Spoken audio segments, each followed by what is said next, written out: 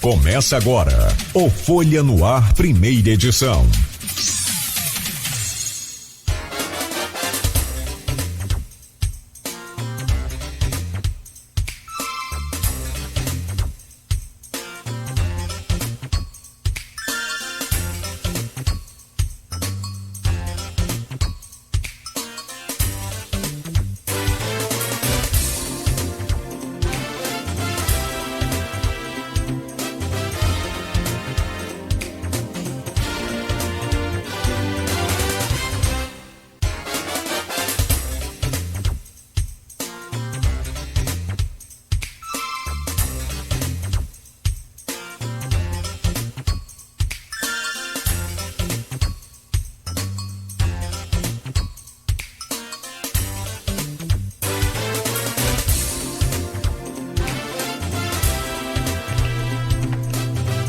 Terça-feira, 16 de maio de 2023. Começa agora pela Folha FM 98,3, emissora do grupo Folha da Manhã de Comunicação, mais um Folha no Ar.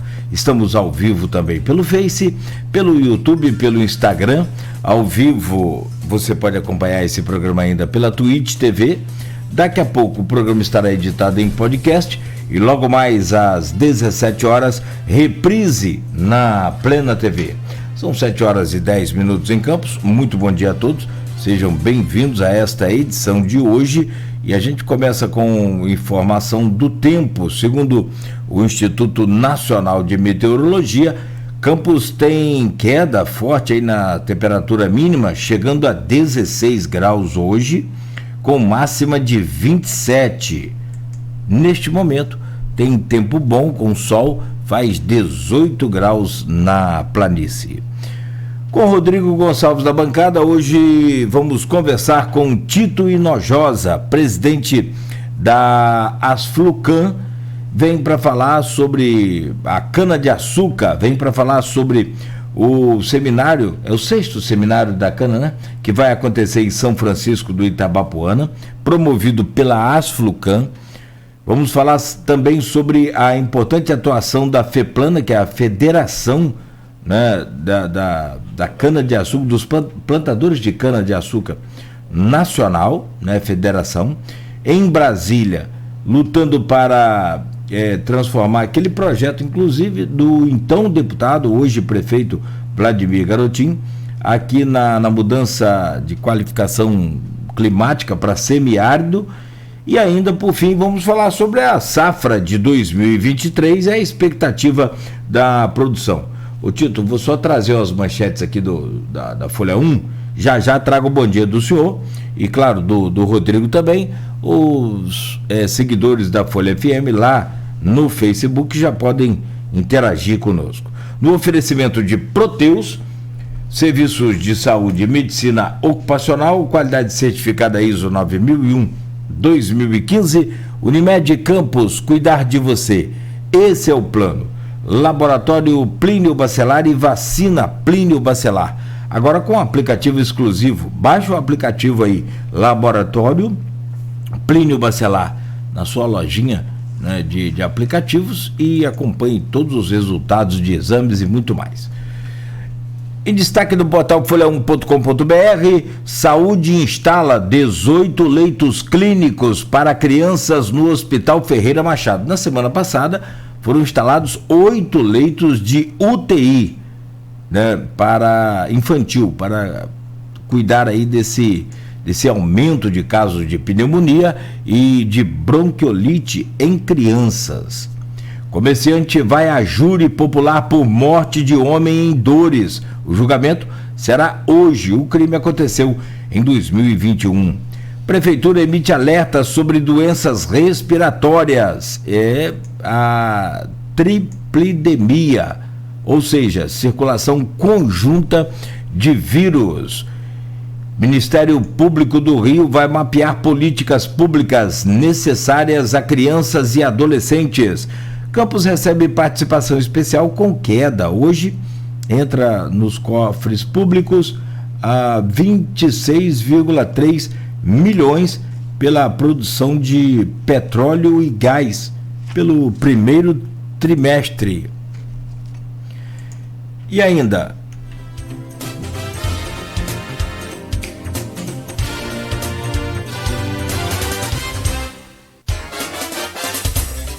obra para remanejamento de adutora de águas do Paraíba começa na sexta-feira, na 15 de novembro. E, aliás, tem 2 pontos hoje que o IMTT divulga para interdição do trânsito em Campos. Um, na Felipe Web, a pista que sobe da 28 até depois ali do supermercado. Está interditado ali. Então você pode pegar a Riachuelo ou até antes ali. E o outro ponto interditado é a Nilo Peçanha, a partir da Barão de Miracema até depois da rua Manuel Bernardes. Então fique atento aí. STF tem maioria para tornar réus mais 245 pessoas e moradores do Parque Leopoldina fazem ato por falta d'água. Bom, deixa eu trazer o bom dia do Tito Inojosa no programa hoje para a gente falar da cana-de-açúcar. Sexta-feira falamos aqui com o vice-prefeito, já adiantou aí a safra que não vai ser essa maravilha toda, em função das chuvas também. E hoje a gente conversa mais detalhadamente, até porque o assunto, para ser um programa só, não dava para fazer com o Frederico, que tinha muita coisa na pauta, né? Para vice-prefeita, e ele atua na saúde, né, em outros pontos. Tito, bom dia, seja bem-vindo. Bom dia, Cláudio, bom dia, ouvintes da Folha. É um prazer mais uma vez estar aqui com você. Frederico, eu, Paulo, Eduardo, Frederico Veiga, nós que criamos Coagro. Sim. Exato. Entendeu? Estamos juntos nisso. Exato. Nessa luta. E se não fosse isso hoje, o setor sucroalcooleiro na nossa região tinha acabado. Ele só teria a cana brava, né? Aí teria acabado. Agora, vocês também, eu trazer o bom dia do Rodrigo, mas você falando em criação, coisa, eu acompanhei, foi lá no início dos anos 2000, a criação da Coagro em cima da São José. São José.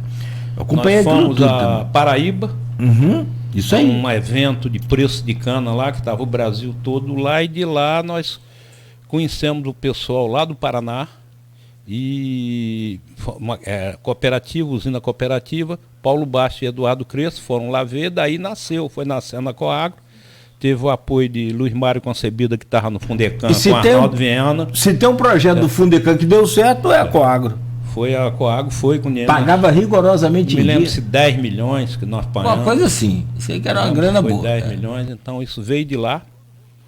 Acho que foi um projeto que deu certo. Eu acho que o Fundecan foi muito importante. Houve alguns erros, mas é difícil acertar tudo. Entendeu? Mexer. Teve a Purac Cinti, teve investimento do Fundecan. Sim. Essa loja negócio de tinta lá que está reabrindo lá no Distrito Industrial, teve recurso da Fundecan e mais várias coisas que tiveram recurso. O próprio plantio de cana, houve recurso do Fundecan, já com Rosinha. Depois veio o Fundecana também, né? O Fundecana que foi com Rosinha. Bom, Tito, vamos conversar muito hoje então, e aí, claro, evidente, né, mais detalhadamente, o que eu falava, o vice-prefeito adiantava sobre a questão da chuva, que não deixou a soca brotar, né, atrapalhou, então a gente conversa sobre isso. Não foi só chuva, houve falta de luminosidade solar também. Também? Nós tivemos um ano muito nublado, alterou coisa. O projeto Tomatec mesmo, eu tive problema com a coloração do tomate, mandei para a Embrapa não soube me responder o que era. A conclusão que eu chego foi a falta de luz, o tomate precisa de muita luz solar. Sim. Tá? Então houve essa alteração de tempo muito nublado. Que isso, hein? Bom, vamos então entrar nesses detalhes hoje, como eu disse, né? Não dava tempo para falar tudo com o Frederico. Meu caro Rodrigo Gonçalves, bom dia, seja bem-vindo a essa bancada. Bom dia, Cláudio, bom dia, Beto aqui da técnica, um bom dia especial ao Tito, que está aqui com a gente, né? Primeira oportunidade que eu estou tendo de receber ele aqui. Boa. No programa.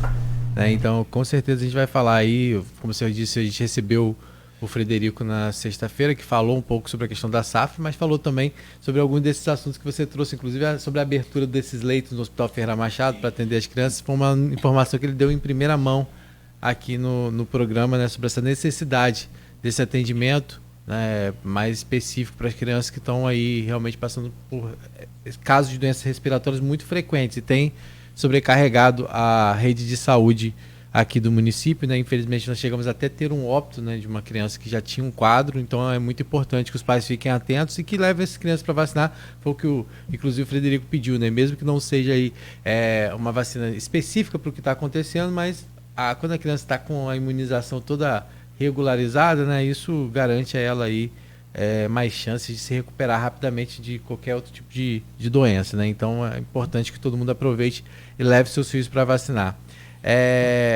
Essa questão do semiárido, né, é uma coisa que a gente vai falar aqui e também tem sido abordado pelo Murilo Gouveia, que é o deputado federal aqui da região, né, que representa a região, e inclusive amanhã o Comitê do Baixo Paraíba vai estar em Brasília junto com ele, tratando dessa questão tanto das enchentes quanto da seca aqui na região, nessa instabilidade que a gente vive, um momento de muita água, outro momento de seca, né? Então esse vai ser um assunto que amanhã o João Siqueira vai estar com o Murilo Gouveia lá em Brasília, levando um relatório que foi feito agora nesse último período aí, de março para cá, vai ser levado para lá, provavelmente para reforçar todo esse debate que se tem em relação ao clima aqui da região e o quanto isso precisa de uma atenção.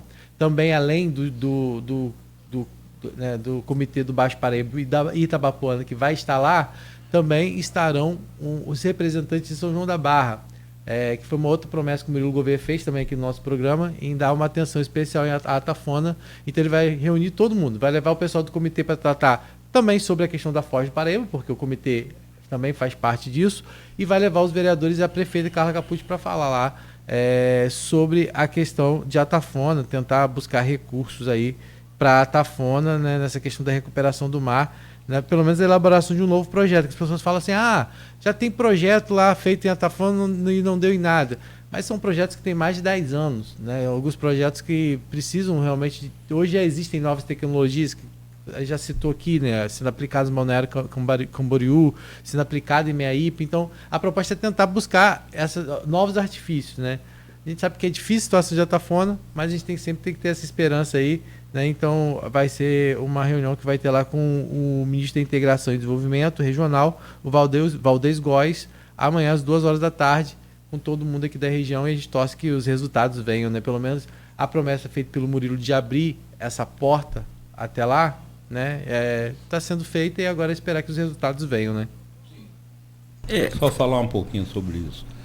Nesse período houve um período, nós fomos para um evento lá em Conceição da Barra, e o pessoal da Universidade Federal Rural do Rio de Janeiro, que fez o projeto lá, estava, por coincidência, nós fomos jantar à noite, aí estavam eles lá, aí nós conversamos, eles tinham estado aqui. Uma das preocupações dele de fazer esse enrocamento de pedra era alterar alguma coisa no porto, aterrar alguma coisa no porto. Depois eu não sei como é que ficou, para eles falarem em relação às correntes marinhas, que você ia talvez mudar alguma coisa, fazer esse enrocamento de pedra, como está em Conceição da Barra. Em Conceição da Barra nós vimos, a areia voltou toda, ficou muito bonito lá, já tinha comido uma parte da cidade, voltou tudo. Então, nós tivemos com esse pessoal e eles falaram isso lá com a gente à noite. Realmente uma situação... A ilha de São João da Barra, né, a Atafona, as pessoas comparam às vezes com outras regiões, mas é muito diferente, né? A gente está falando de um fluxo de água muito grande, que é o Rio Paraíba do Sul, né? Então, assim, é diferente. Eu não sei como que é lá em Conceição da Barra, que eu nunca fui, mas pelo menos em Camboriú e outras regiões muito menor, né, assim, o fluxo de água, né? E o problema é o volume de água que estão tirando do Paraíba. Cada vez do Paraíba perde mais força. E tem mais projeto para tirar mais. Cada vez perde mais força, é mais avanço do mar, com certeza. Com certeza. A Foz ali já nem existe mais. Não. Teve que abrir. Aliás, sua máquina que abriu lá. Do INEA. Foi a do INEA aquela? Mas abriu no lugar errado, tá? E fechou logo, né? Logo fechou. Porque abriu no lugar errado. Logo fechou. Aí eu não aguento. Então, mas assim, vocês falam nos exemplos, e é claro, a gente tem que se espelhar nos exemplos que estão aí, como é o caso lá de Conceição, Camboriú. Mais recente, Meiaípe agora, Marataízes, né? Marataízes mais antigo, eu morei lá na época, estava começando o avanço. Eu estava trabalhando na Gazeta na época também, que estava sendo feito década de 90. Espigão. Era Espigão. O primeiro governo de... Paulo Artung. Paulo Artung, no governo do estado. Sim, Paulo Artung. O primeiro governo dele, 2000. A obra já estava acontecendo, mas acho que era 2007, 2008, mais ou menos. Eu não sei quando. Na época que eu morei era Vitor Boas ainda. Né? Agora, ali em Marataízes, cá pra frente, Lagoa do Siri, deu ruim. Acabou tudo, avançou tudo, porque você tem um deslocamento da maré, das correntes. Aí é o caso, o que eu quero concluir o raciocínio é que bons exemplos precisam ser adaptados à nossa, não sou nenhum especialista, mas conversando com eles, porque tem, por exemplo, Camboriú, acho que não tem rio, então fica mais fácil você fazer o engordamento. Aqui em Campos me parece que existem 3 projetos já, em Campos não, perdão, em São João da Barra existem 3 projetos desenvolvidos aqui pelas universidades e por especialistas para aplicar ali desses 3 projetos diferentes. Inclusive o Eduardo Bulhões, que é um desses que tem, que é geógrafo marinho e professor da UF, ele vai estar participando também do encontro. Ele é um dos que tem um dos estudos. Tentar aplicar melhor. Só esqueceram o dique de Barcelos, né? Que foi feita uma meia sola ali, né? Pois é, ali ainda tem essa situação.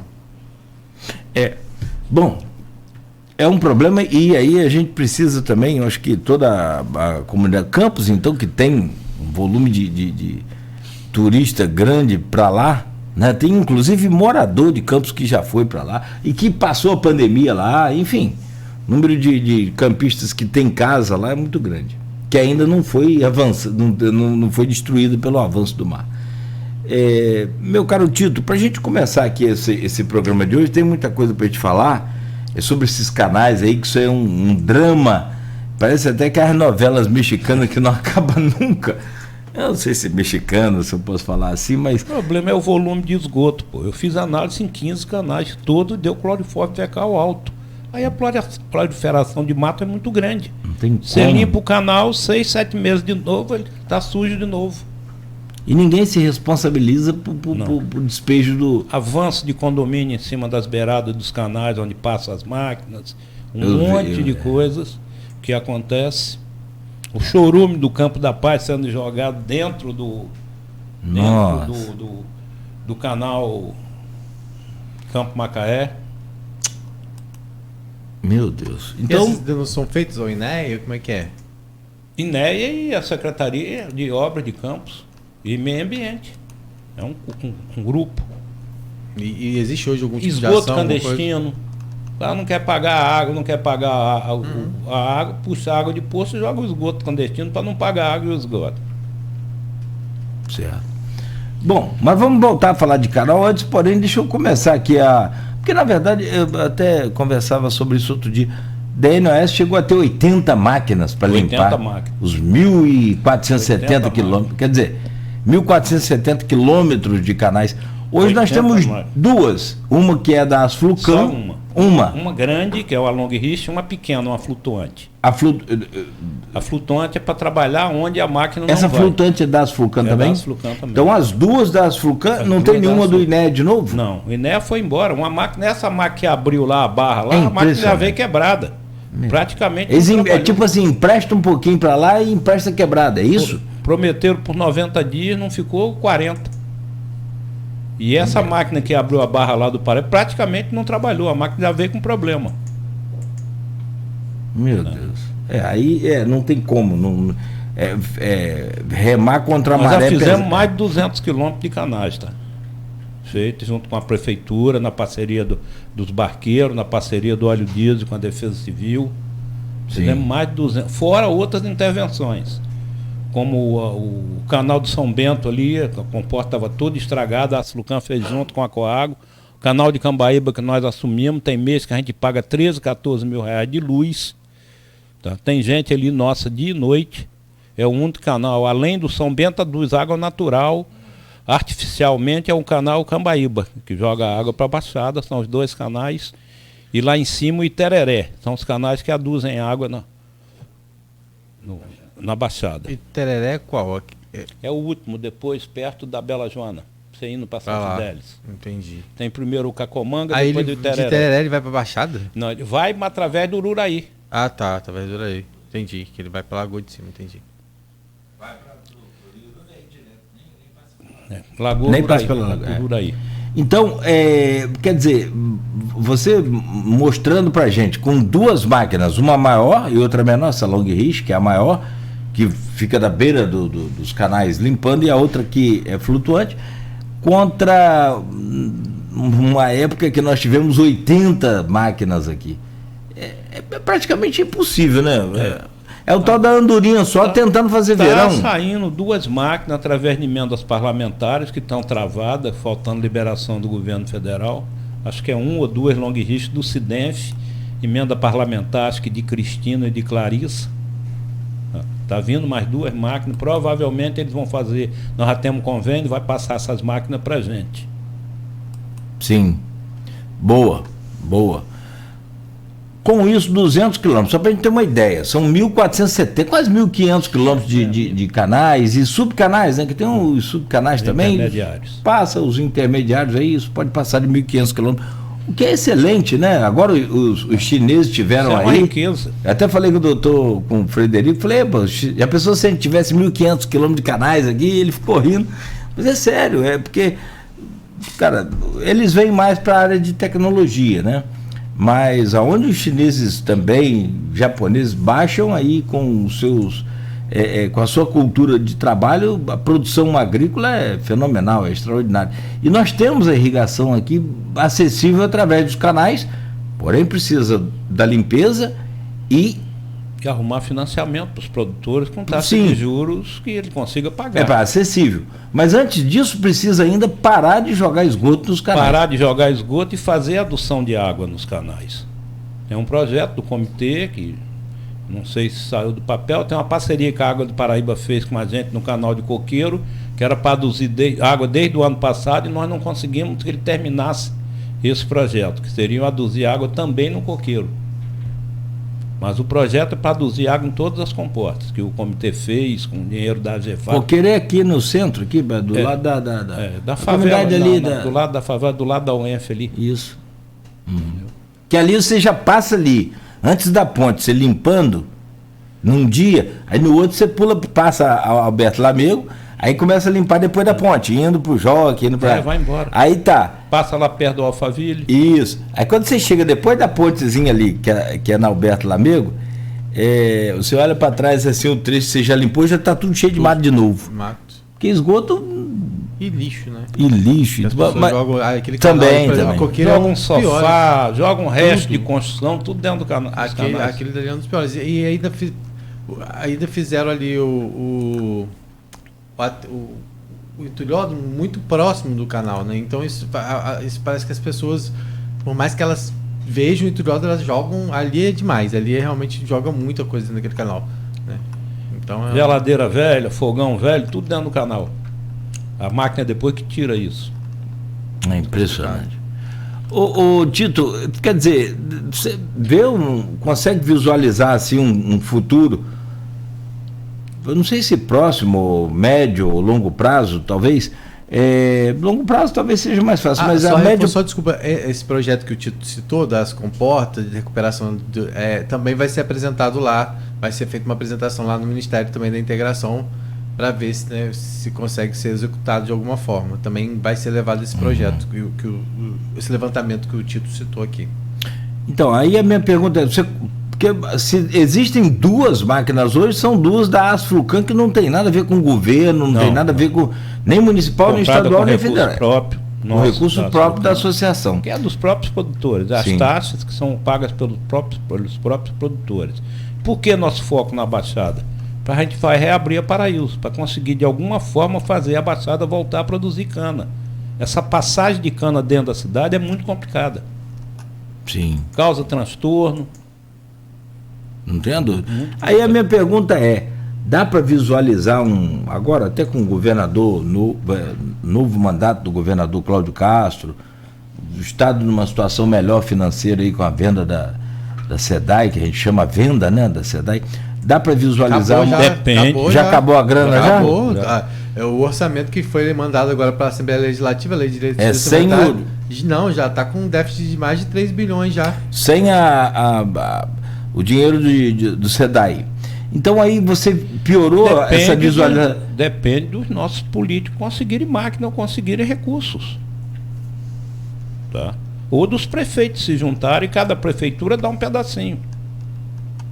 Cada uma contribuir de alguma forma. Hoje como é que está essa questão? Você falou da cana vindo de outros lugares, né? Hoje a cana que abastece aqui, a maior parte é produzida aqui ou vem de outros lugares? O que você chama aqui? Município de Campos? Na região. Uma parte grande vem de São Francisco. Uhum. Um dos grandes, maiores centros produtores de cana hoje é São Francisco. Por isso que nós estamos fazendo esse evento de produtores lá, dia 27. Nunca teve evento da Açlucan em São Francisco. Esse é o primeiro. Por isso que nós estamos fazendo lá. Para dar mais um incentivo ao pessoal lá, levar mais tecnologia. Nós estamos uns 20 anos atrasados em relação a São Paulo, pelo menos, em termos de tecnologias. A gente também tem ali, por ser próximo de São Francisco, região sul do Espírito Santo, ali também há esse plantio? Por causa ali tinha esse evento, a Cana Brava da Paineiras Paineiras está junto com a gente. Tá? Para você ter uma ideia, a Paineiras pega no estado do Rio em torno de 360 mil toneladas de cana. Ano passado a Cana Brava moeu 500 e alguma coisa, 560, 550, a gente nunca sabe o número exato deles, e a Coag moeu 850. Esse ano já sabe quanto? Daria em torno de 1 milhão e 700, tem quebra de safra. Daria em torno de 1 milhão e 700, eu não sei, talvez quebre aí uns 10%, 1 milhão e 600, 1 milhão e 600 e pouco. A Paineiras está moendo ainda? Não, vai começa todo mundo agora. Quem começou primeiro foi a Cana Brava, Paineiras começa acho que dia 20 ou 21, a Coag começa no começo de junho. O Frederico falou aqui. Você sabe hoje qual é a previsão mais ou menos da Cana Brava? Se fala em alguma coisa? Que você falou que é difícil de saber, né? Não sei. De quanto pretende moer? Não sei. Ano passado foi então quanto? 560. Ele não informa os números, a gente fica sabendo através de terceiros que foi em torno de 560, 570 mil toneladas de cana. Entendi. E aí, então hoje os maiores produtores de cana seriam aqui na região São Francisco e Campos. São Francisco e Campos. Né? Aí tem um pouco de cana em Quissamã, um pouco de cana em Cardoso, São João da Barra. Não sei se São Fidélis tem alguma coisa. Mas é o suficiente? Porque não. Nós temos uma capacidade instalada para as 3 usinas nossas moer, independente da Paineiras, algo em torno aí de 3 milhões e meio de toneladas de cana. Mais umas 400 mil para Paineiras, próximo de 4 milhões de toneladas de cana, nós vamos produzir 1 milhão e 600. E isso porque a Paraíso, né, a Paraíso, a expectativa era que moesse o dobro do que está se prevendo na moagem teste, né? Não acredito que aconteça isso. Senão a Coag vai ter que tirar a cana dela para botar na Paraíso. Não, já que a Paraíso vai ser uma moagem teste, né, Cláudio? Falou muito que pouco. Uma moagem teste. De 150 toneladas, mas que poderia chegar a 300. Não, mas agora vai ser acho que de 50 a 100, não foi o que ele falou? 50 a 100. Que caiu mais. Caiu mais caiu porque de 50 a a safra 100. cai. Vai ser, acho que a partir de... A incógnita é saber o que Cana Brava vai moer. O que vai conseguir moer. Com os problemas que tem lá, que eu não vou citar. Seria antiético. Sim. Entendeu? Pode também saber a incógnita é essa. Até a informação que eu tenho, eles estão moendo aí há já 8 ou 10 dias, só conseguiram moer 3 mil toneladas de cana. A gente tem tentado, inclusive, contato com o pessoal da Cana Brava para buscar informações sobre isso, mas eles não dão informação nenhuma. Tem sido difícil. Nem para o Ministério da Agricultura, tá? É a usina fantasma. Não informa nada a ninguém. Agora, você falou sobre essa questão lá de São Francisco. São Francisco sempre teve essa tradição do plantio de cana ou isso cresceu de alguma forma? Tem tradição do plantio de cana, como tem tradição do plantio de abacaxi, como tem tradição do plantio de mandioca, tanto que Lulu está lá com a fábrica de fécula lá exportando, não sei se vocês sabiam disso. Exporta, tá? A fécula de mandioca. É uma diversificação. Sim. Eu, como presidente da Açlucan, sou favorável à diversificação, tanto que a gente apoia o Cidente, apoia todas as coisas, que estou no grupo líder do Sebrae, estou no grupo de turismo. Entendeu? Então a gente procura apoiar todos os eventos. Sexta-feira mesmo nós vamos estar lá em São Fidélis, no evento lá que é do Caminho do Açúcar. Vai ser o primeiro evento lá do Caminho do Açúcar. Tem matéria amanhã na Folha sobre isso. A Açlucan e a Coag vão estar com o stander lá. Que legal. Tá? A gente procura apoiar o desenvolvimento do agro. Econômico, né? Agora, falando sobre essa questão de São Francisco, esse evento que vai ter lá o seminário, né, obviamente, por ser lá, né, como o senhor mesmo falou, mas é um evento que reúne produtores de cana de todo o estado. Todo o né? estado. Vem também do Espírito Santo ou é direcionado aos Vem, daqui? o pessoal de Paineiras vai vir lá. Como em 27 e 28 de outubro, nós vamos fazer o que a gente faz todo ano na Universidade Rural. Esse ano nós vamos fazer 2 eventos. Fala um pouquinho da gente, o que é esse seminário, né? É o 6º já. Qual é a proposta, o que vocês levam? Convido pessoas para estar apresentando novas tecnologias. O que é esse seminário? São novas tecnologias, são chamar a atenção dos produtores para o problema do trabalhador, essa questão das EPIs e das coisas, que é uma coisa muito séria, o Ministério Público está em cima. Sim. Para ele não ser prejudicado, não ser punido, para a usina não ser punida, para ninguém ser punido. Eu acho que é uma coisa bacana você conseguir botar todo mundo trabalhando com as EPIs para a gente cumprir as normas. É difícil, que os trabalhadores não gostam de usar. Você tem que estar em cima, cobrando. Entendeu? Então, nós vamos falar sobre uma coisa que eu acho que nós conseguimos, Cláudio. Você lembra que eu falava numa colhedeira de cana? Sim. Nós Aliás, conseguimos, foram há mais de um ano que eu tento trazer várias tentativas. A máquina. Chegou a ter uma aqui, né? Cheguei a trazer. Tentou fazer uma experiência. Agora nós estamos trazendo uma máquina da Civemasa. Ela foi desenvolvida para plantio de meiose em São Paulo. O que é meiose? Você planta 4 linhas de cana e deixa o espaço de mais 4 de cada lado sem plantar. E bota amendoim, soja, alguma coisa. Aí você tira a cana-planta dessas 4 linhas, planta 4 linhas para um lado, 4 linhas para o outro. Essa máquina foi desenvolvida para isso. É a máquina que eu acho que vai resolver o problema nosso do corte de cana aqui, porque a mão de obra está acabando. Mas essa máquina ela vem o quê? Como se fosse alugado? Não, ela vem primeiro o pessoal da Civemada vem trazendo um filme dela, mostrar, fazer uma palestra. E no final de junho para julho, eles vêm para fazer um dia de campo. Essa máquina está em torno aí de 450 mil reais, mais ou menos, e ela precisa de um trator de acima de 190 cavalos. Então elas vão apresentar para ver se há a possibilidade de vocês adquirirem? Aí vamos ver quem vai conseguir adquirir, nós vamos ver se a Asflucan consegue também comprar alguma, não sei, nós vamos ver. Uhum. O senhor falou da mão de obra, né? Dessa preocupação que vocês têm, o senhor disse inclusive da diminuição da mão de obra. Hoje ainda a gente tem essas pessoas que vêm de outros estados para poder trabalhar, ou a gente hoje absorve a mão de obra local? É a mão de obra local e algumas pessoas vêm por conta dela. Eu acho que usina nenhuma vai trazer mão de obra de fora.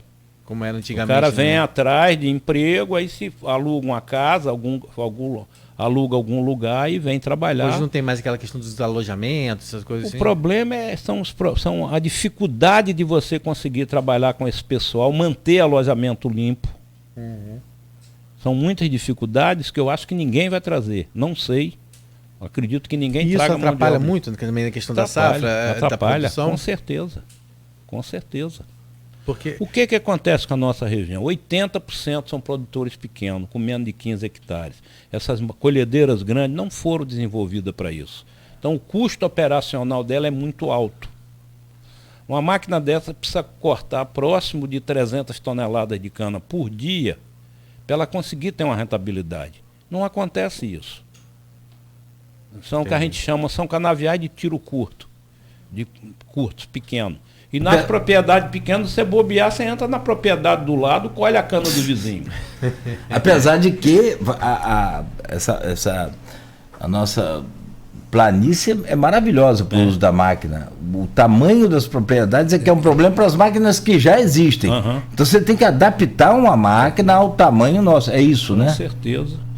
E que é a grande dificuldade. Ainda vai ser, essa máquina que vai vir, ainda vai ter um custo mais alto por causa disso. Manobra muito. Para você ter uma ideia, eu tenho uma plantadeira de cana. Quando eu pego as linhas mais compridas, ela faz 2 hectares e pouco. Quando eu pego as linhas mais curtas... Num dia ou por dia? Aí ela faz 1 hectare e produz metade.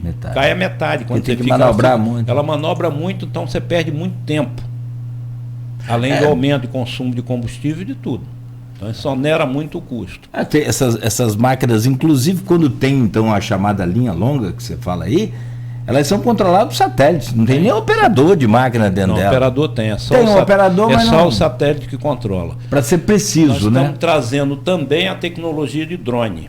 Tá? Uhum. Nós estamos trazendo uma empresa de São Paulo, onde ele faz, o drone passa em cima da área do canavial e ele vê qual tipo de mato que tem, onde tem mais mato, onde tem menos mato.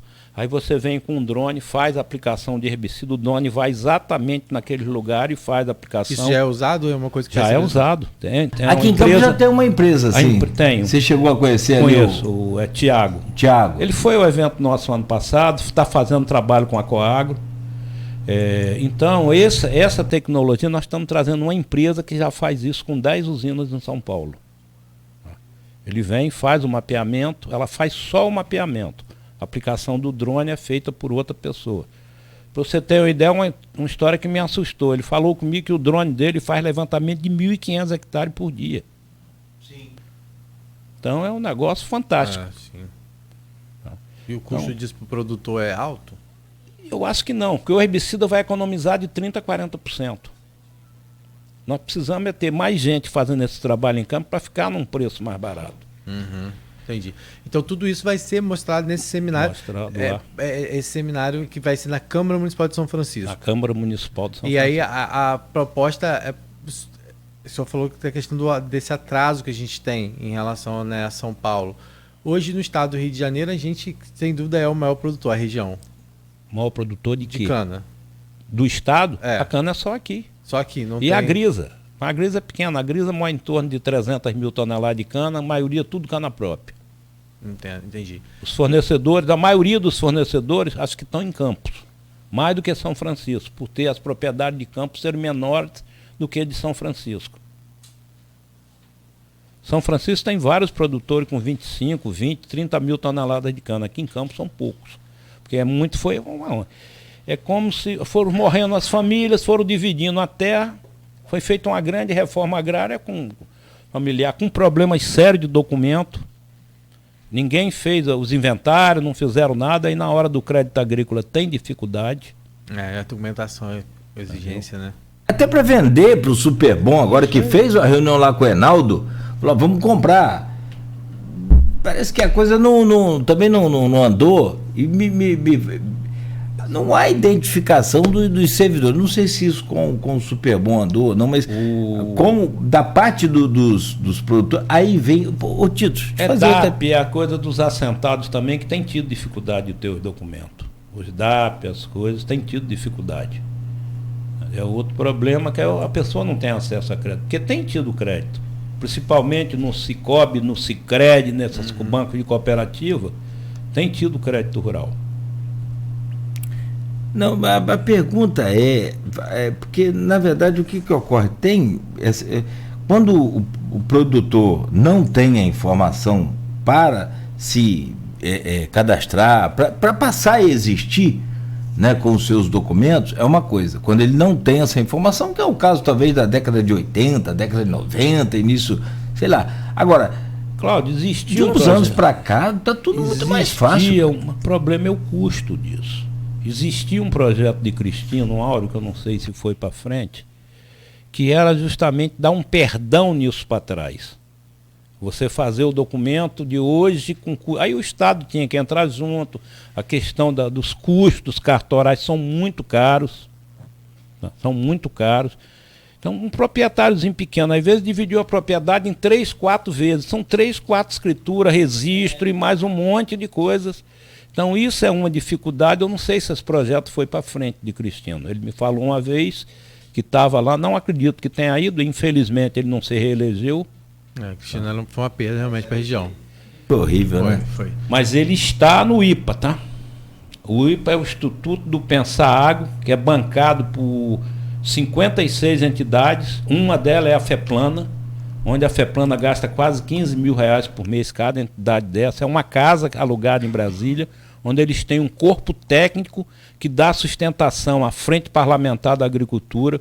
Hoje nós temos 340 deputados na frente parlamentar, a maior frente parlamentar do país, e temos 40 senadores. Acredito que o número de senadores venha a aumentar, porque depois que a Tereza Cristina assumiu, eram menos de 10, hoje já tem 40. Então isso é muito importante, essa participação da FEPLANA lá, é muito importante. Essa Casa Pensar Água, onde eles discutem, fazem todas as leis do agro e batem de frente com as leis que prejudicam o agro. A dificuldade tem sido muito grande de muita coisa que eles querem botar contra o agro. Então a FEPLANA tem esse trabalho junto com essa frente parlamentar, é a ProSoja, são uma infinidade de entidades do agro que banca essa casa.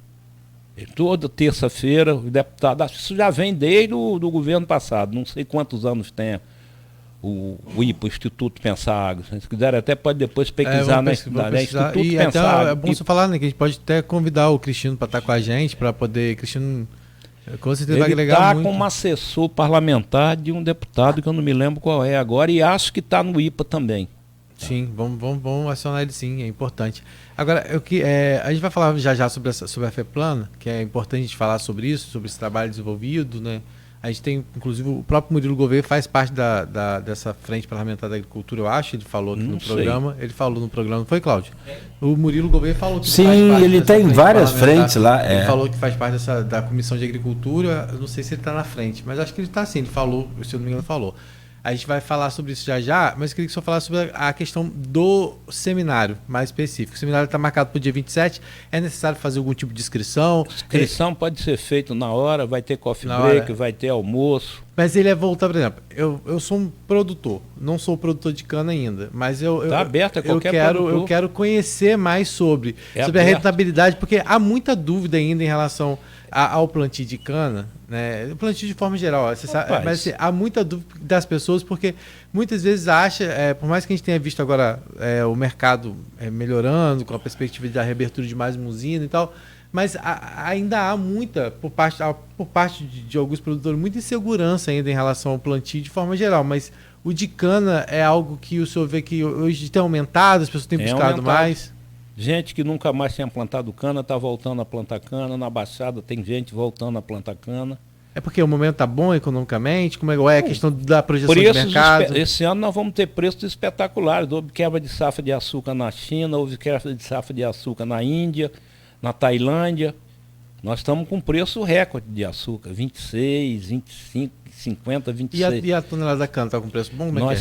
Vai ter uma palestra de Paulo Basto, financeiro da Coagro, no seminário, falando justamente sobre mercado futuro de açúcar e de álcool e sobre previsão de mercado da cana, de preço de açúcar hoje da cana. Hoje quanto é que está o preço da cana, em média? Deve estar em torno de 140 e poucos reais. Eu acredito que a safra... E esse é um bom momento? Acho que sim. Não, mas o preço está... Depende da distância que você está da usina.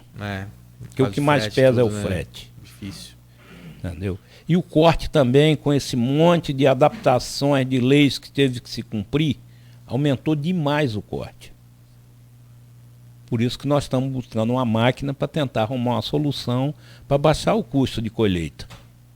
Mas para uma máquina dessa, como o senhor falou, o plantio teria que ter sido pensado de acordo com ela antes? Não. Ela corta uma linha, ela corta qualquer espaçamento. Já atende então o que está plantado.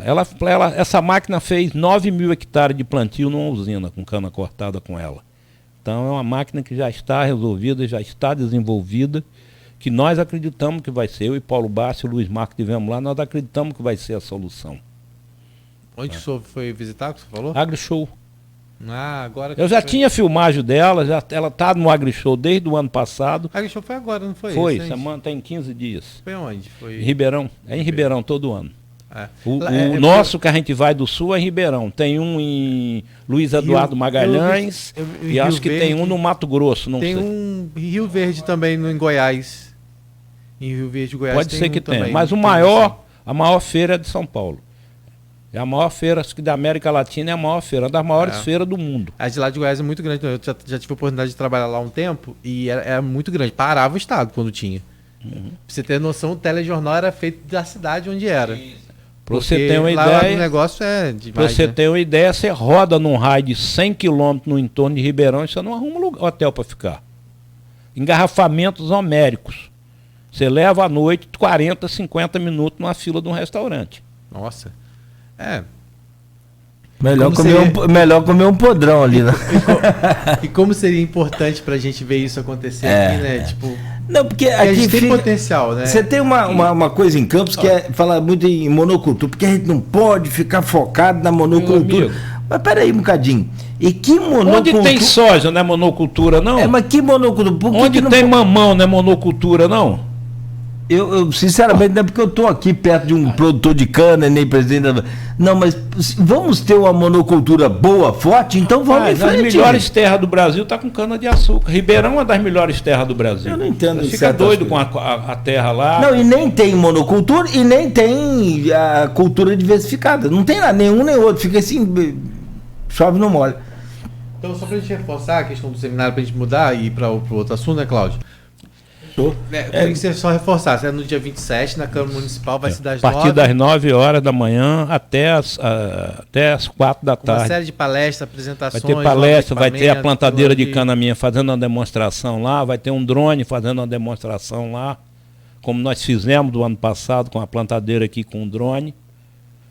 Dia 27, então. E aí é o que a gente falou, está convidado não só quem já planta cana, mas todo produtor rural que quiser conhecer, se aproximar das Flucan. Hoje a gente teria como mensurar quantos são hoje os produtores de cana? Em torno de 6 mil já foram 40. 40 mil. Já foram 40, isso no passado. Hoje são 6 mil produtores. E aí, esses são os que são associados de forma geral? Uma parte que bota cana na paineira não é associado, porque está em outro estado. E o da Canabrava não paga as taxas, brigou na justiça, o STF disse que a gente quem tem que cobrar isso é o governo para repassar para a gente, então eles não cobram nada, não informam nada, eu não sei qual é a relação, porque nós fazemos um trabalho de aposentadoria, temos advogado para dar assistência ao produtor, tem um monte de coisa, o cadastramento de queimada, eu faço da Agrisa, da Paineiras e da Coago, não faço da Canabrava. Tá? Cadastramento de queimada deles eu não faço. Que também é uma coisa que agora... Tem até uma pergunta aqui no Face sobre isso. Pode falar. Lá entrou a do Robinho Talimac aqui, lá de São da Barra, mas tem uma do Renato, para a gente aproveitar o fechamento desse bloco. Renato Carvalho de Oliveira, e bom dia a todos. Tito, Campos e região tem data para acabar com as queimadas de cana-de-açúcar? Essa, entre aspas, neve negra incomoda muito a vida das pessoas. Primeiro eu queria dizer a você que a queimada não é só de cana-de-açúcar, não. Quando queima pasto, queima tudo aí, cai tudo nas costas da cana-de-açúcar. Segundo é dizer a você que essa máquina que nós estamos trazendo é justamente para tentar resolver isso. Porque o cortador de cana ele não quer cortar cana crua, a folha da cana é igual a navalha, a questão de cobra, de bicho, de um monte, ele não quer cortar cana crua. Sim. E a produtividade dele cai muito. Entendeu? Isso é assim, nós estamos tentando... Nós já viemos cai quando queima. Hã? Cai quando queima. Quando queima. Quando queima a cana, a produtividade cai. Não, aumenta. Quando queima, aumenta. Para quem corta. Aumenta. Não, a produtividade de corte, mas não diminui a produtividade de açúcar. Isso é muito relativo. É relativo. Não sei. Tem que fazer pesquisa para saber certo. Porque o fogo da cana é um fogo muito rápido. Mas vocês vêm seguindo aí, existe um cronograma que vocês vêm seguindo, né? E avançou bastante nesse sentido também. Já avançou bastante, já diminuiu bastante. Agora tem muito incêndio criminoso também. Tá? Agora mesmo teve vários incêndios com o começo da Canabrava. O cortador de cana está desempregado, quer ter emprego, vai lá, bota fogo. Tá? O cara está trabalhando longe de casa, vê um canavial mais perto, vai lá e bota fogo.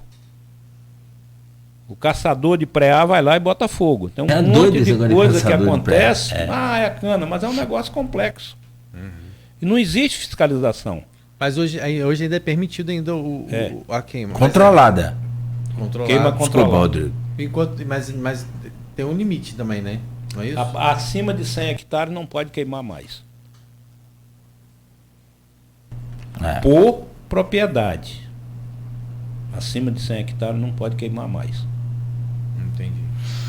Tem outra pergunta aqui para fechar e vem lá de São João da Barra, o Tito, do Robinho Talimac, da terra de Rodrigo. Lá da minha terra. Lá da sua terra. Um abraço pessoal de São João da Barra, pessoal de Gruçaí, especial para minha mãe que deve estar me ouvindo lá em Gruçaí. Deve não, tá aqui, dona. Já deu bom dia aí? Oi. É a primeira que eu tô sempre lá também, meus verões há mais de 40 anos que é em Gruçaí. Que bom. Gruçaí ou Atafona? Gruçaí. No meio ali, hoje eu estou em chapéu de sol ali. Muita gente tá, chapéu de sol. Eu fiquei espantado porque há Cresceu, muito tempo que eu não ia chapéu de sol, né? E assim, não ia lá pra dentro, né? Eu via passando ali e tal. Lotearam tudo ali pra trás. Meu Deus, pra trás tá quase chega lá, quase no asfalto do São João da Barra. Exato. Cresceu muito. Grande. Mas bom, a pergunta do Robinho é até interessante e que ele faz uma pergunta se pode e dar uma dica aqui. Bom dia. Com a queda dos preços do boi, tem muitos pecuaristas migrando para a agricultura, principalmente para a cultura da cana. Ele afirma isso. E pergunta, esse produtor pode participar? Então, no caso do... Qualquer um, está aberto a qualquer um produtor que quiser participar. Robinho é do produtor Estamos à disposição para receber lá. E a Asflucan está à disposição quando tiver alguma dúvida, se quiser procurar a gente, está à disposição. Se precisar de alguma cana-planta, a gente tem como conseguir com a Coagro. Sim. E essa cana-planta é feita aqui, o estudo sobre ela? É o primeiro ano, não. As variedades é o convênio nosso é com a Universidade Federal Rural. Rural, explicar que eu não conheço. Que é o sistema RIDESA. O que é RIDESA? O antigo papai foi presidente do Instituto do Açúcar e do Álcool. Cana-planta o nome? É uma muda. Foi a muda. Ah, tá. E foi criado o Plano Açúcar. É, O IA criou o Plano Açúcar para fazer o desenvolvimento de variedades e outras pesquisas. De pragas, de doença, de cigarrinha, de atreia, que é aquela broca que dá na cana. O Plano Açúcar foi criado para isso. E com o fechamento do IAA, passaram para as universidades federais. Então, hoje, o Plano Açúcar, que faz parte da Universidade Federal Rural do Rio de Janeiro, que é a Fundação FAPU. Tá? Entendi. E o convênio nosso são com ele. Uma das palestras do que vai ter no evento é com Josil, que é o pesquisador da Universidade Federal Rural, das variedades de cana, e vai ter um pesquisador da Universidade Federal falando sobre adubação. Ah, legal. É até curioso você gostou da variedade de cana. Aqui a gente tem uma cana específica a ser plantada, ou hoje também já é essa diversificação? Nós estamos atrasados em relação à variedade de cana. Nós estamos desde o ano passado fazendo um trabalho, trazendo cana do Espírito Santo para trazer essas variedades, porque com a crise das usinas, as usinas acabaram com os convênios com a universidade. Aí a Coagro refez, a Asflucan refez o convênio, a Prefeitura de São Francisco está fazendo um convênio também, mas vão fazer lá em tubletes, embaixo de estufa, que é aquela cana em tubletes para plantar de um pezinho a um pezinho, para a gente trazer mais variedades. Entendi. A Paineira está doando 30 toneladas dessas variedades novas. Nós vamos arrumar lá, junto com a Lucaede, Lulu, lá com o Marcos, um lugar lá para fazer uma sementeira, para distribuir essas mudas para o pessoal lá em São Francisco, para a gente tentar evoluir. Entendi. Precisa, na verdade, conhecimento, né, que vocês têm, né, de campo, e atrelar isso à academia é muito importante. E fazer isso, levar à frente a informação, porque muitas vezes o problema é essa informação chegar àquele produtor que está lá em São Francisco, né? Que muitas vezes ele sabe na prática, mas ele está às vezes com uma cultura muito rudimentar ainda, muito segmentada de acordo com o que é lá atrás. A gente sabe que o clima hoje é outro, que as tecnologias hoje são outras, então esse tipo de seminário é muito importante. São Francisco está mais desenvolvido que a Baixada, tá? A grande problema nosso hoje maior é a Baixada. Muita área com produtividade baixa, porque o pessoal não faz pasto para botar boi, aproveita de qualquer jeito, a maioria não planta um capim, canas velhas, variedades antigas, que está se tentando se mudar isso, é um trabalho que a gente vem fazendo para tentar mudar isso. Na Paraíso já tem variedade nova. A muda nova demora mais do que a soca velha, né? Você tem que desenvolver... A cana, a planta, ela dá uma produtividade baixa, que você tira ela antes. Você tira ela com 9, 10 meses, então ela vai dar aí 40, 50 toneladas por hectare. Se você cuidar de uma outra cana bem, pode dar 70, pode dar 80. A média nossa com esse problema climático é muito baixa. Muito baixa. Média por São hectare. Paulo deve estar em torno de 80, 80 e pouco, quando nós estamos aqui com 50 hectares. Além da diferença da ATR, que é a quantidade de açúcar por tonelada de cana. Sim. Enquanto a gente tira aqui no ano 117, 118, São Paulo tira 138, 140 quilos de ATR por tonelada de cana. Então, por causa do clima, tudo. Tecnologia, adubação na hora certa. O clima é importante, mas a tecnologia, os cuidados ali com o plantio... E por isso esse seminário é muito importante, né? Porque abre também a cabeça de outros produtores, né? Porque não adianta o tio ter essa visão, né, enquanto produtor, enquanto presidente da Asflucan, e ter associados que não conseguem acompanhar a importância do desenvolvimento. Mas pelo que ele está falando hoje, as pessoas estão mais receptivas a isso, né? Então, tem melhorado muito. O Robinho aqui é um exemplo. Tem melhorado muito. Pode migrar da pecuária para a agricultura da cana. Bom, Tito, são 8h03, você tem que sair mais cedo hoje, porque você está marombeiro agora também, né? Já soube que você está na academia, mas então a gente não vai atrapalhar naturalmente aí a sua agenda hoje, o seu treino, mas vamos fazer só um intervalo? Sem problema. E a gente volta, porque tem outros assuntos, como por exemplo, o Rodrigo separou muito bem aqui, essa questão do semiárido, né? Da FEPLANA, cuidando disso, e para fechar a gente fala mais sobre cana-de-açúcar também, e sobre seminário, a gente fica misturando a safra também. Voltaremos a falar da Paraíso, né, também, enfim. Bom, o start já foi dado, então a gente vai acompanhar isso agora, e hoje é um dia para a gente acompanhar o desenvolvimento disso. São 8h04, conversando aqui no programa com o Tito Hinojosa, o Rodrigo Gonçalves. A gente volta já no oferecimento de Proteus, Unimed Campos, Laboratório Plínio Bacelar e Vacina Plínio Bacelar.